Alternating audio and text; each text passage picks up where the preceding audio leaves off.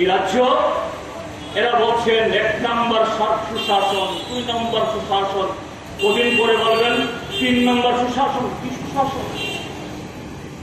কি সুশাসন? আজকে দেখুন প্রতিটা পত্রিকা খুলুন, যারা পত্রিকার এক কথায় বাধ্য হয়ে সরকারের প্রতিবাহকতা করেন, ব্যক্তি পূজা করেন, তাদের পত্রিকাতেও লিখতে হচ্ছে 1 নম্বর পাতায়, না হলে 2 নম্বর পাতা, 3 নম্বর পাতায়। আজকে জীবনের সর্বক্ষেত্রেতে এই সরকার দুর্নীতিতে আবর্তিত। দুর্নীতি আর ভারতীয় জনতা পার্টি প্রায় সমর্থক। দুর্নীতি আর বিজেপি সরকারের মধ্যে তার শব্দ হয়তো আলাদা, তার অর্থের মধ্যে কোনো ফারাক নেই।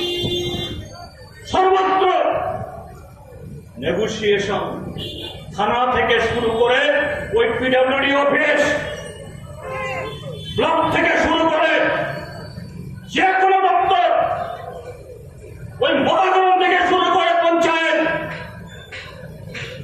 এরকম অবস্থায় ত্রিপুরাজ্যের মধ্যে মানুষের জীবন, মানুষের সম্পত্তি, এ রাজ্যের প্রগতি সর্বক্ষেত্রে ব্যাহত। আজ একটা সার্বিক অরাজকতা, একদিকে আইন শৃঙ্খলা নেই, আরেকদিকে কাজ নেই,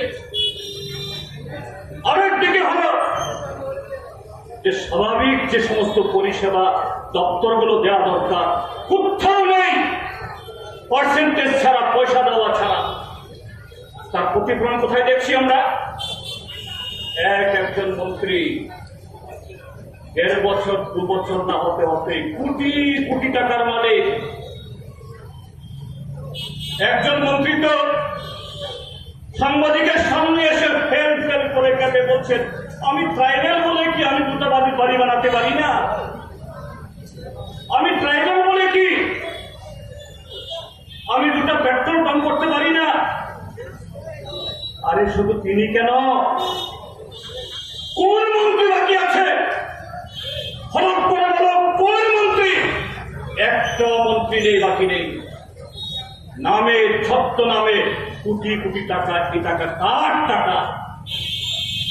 আমাদের শিক্ষা দপ্তরের টাকা, স্বাস্থ্য দপ্তরের টাকা, আমাদের কৃষির টাকা, আমাদের স্কুলের টাকা, হাসপাতালের টাকা, আজকে মন্ত্রীদের সম্পদ।